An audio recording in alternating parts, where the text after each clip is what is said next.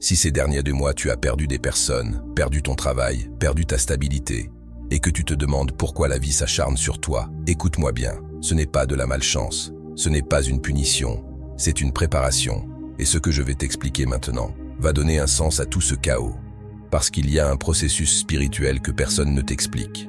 Un processus que traverse chaque âme avant de trouver sa vraie mission. Et ce processus commence toujours par la perte. Pas une petite perte, une destruction presque totale. Et si tu es en train de vivre ça maintenant, si tu sens que tout s'effondre autour de toi, ce n'est pas la fin. C'est le début de quelque chose que tu ne peux même pas encore imaginer. Laisse-moi t'expliquer les 5 types de pertes. Et pourquoi chacune est absolument nécessaire. Première perte, les personnes. Tu perds des amis que tu croyais pour toujours, des relations que tu pensais solides, parfois même de la famille. Et tu te demandes, qu'est-ce que j'ai fait de mal? Rien. Tu n'as rien fait de mal. Ce qui se passe, c'est que ta fréquence change. Tu évolues, et quand tu évolues, certaines personnes ne peuvent plus raisonner avec toi. Ce n'est pas qu'elles sont mauvaises, c'est qu'elles appartiennent à une version de toi qui n'existe plus, et ton âme le sait. Avant même que ton mental le comprenne, ton âme sait qui doit partir. Alors, elle crée les circonstances. Une dispute, un éloignement naturel, un conflit qui force la séparation. Et oui, ça fait mal, parce que tu aimais ces personnes. Mais l'amour ne suffit pas quand les chemins divergent, le signe que c'est la bonne perte. Tu te sens plus léger après. Pas tout de suite, mais quelques semaines plus tard, tu respires mieux, comme si un poids invisible était parti. Deuxième perte, le travail ou la direction professionnelle. Tu perds ton emploi. Ou pire, tu le gardes, mais tu sens que tu meurs à l'intérieur chaque jour. Tu n'as plus la motivation, tu n'arrives plus à faire semblant. Ce n'est pas de la paresse, c'est ton âme qui refuse de continuer sur un chemin qui n'est pas le tien. Peut-être que ce travail payait bien, peut-être qu'il te donnait un statut. Mais si ton âme n'y trouve pas de sens, elle va saboter. Elle va créer des situations qui te forcent à partir, parce que ton âme préfère l'incertitude alignée à la sécurité fausse.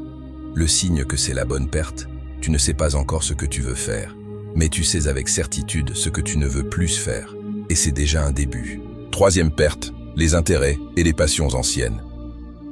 Les choses qui te passionnaient avant ne t'intéressent plus. Les soirées, les distractions, les conversations superficielles, tout ça te vide maintenant, et tu penses, est-ce que je deviens ennuyeux? Est-ce que je perds ma joie de vivre? Non. Tu ne perds pas ta joie. Tu perds le besoin de fuir. Avant, ces distractions servaient à ne pas sentir, à ne pas penser, à ne pas être seul avec toi-même. Maintenant, tu n'as plus besoin de fuir, tu commences à pouvoir être présent.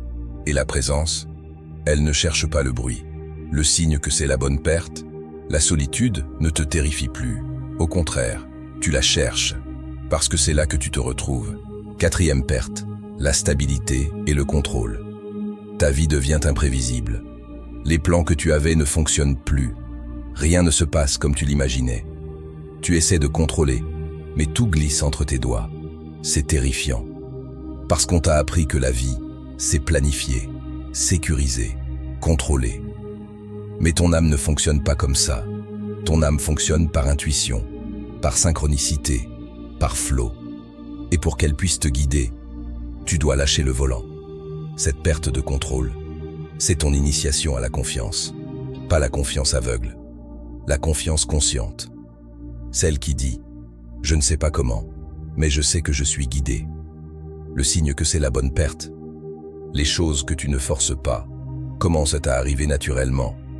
Les bonnes personnes apparaissent, les opportunités surgissent, pas parce que tu les cherches, mais parce que tu es enfin aligné pour les recevoir. Cinquième perte, l'identité. C'est la plus difficile, parce que tu perds l'image que tu avais de toi-même. Je suis quelqu'un de fort, je suis quelqu'un de stable, je suis quelqu'un qui a sa vie ensemble.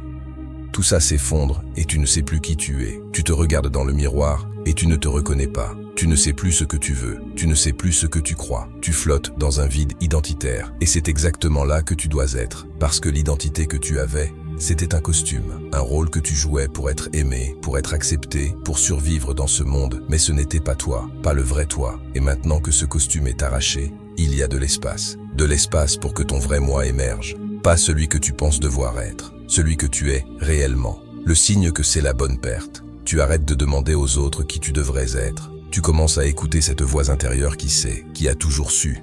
Alors voilà la vérité que personne ne te dit. La vie ne te prend pas tout pour te détruire. Elle te prend tout pour te vider, pour que tu puisses être rempli de quelque chose de nouveau, de quelque chose de vrai. Tu ne reconstruis pas une meilleure version de ton ancienne vie. Tu construis une vie complètement différente. Une vie qui vient de ton âme, pas de tes peurs. Et ce processus, il ne dure pas éternellement. Il y a une fin. Il y a un moment où les pertes s'arrêtent, où les choses commencent à se stabiliser, mais pas comme avant.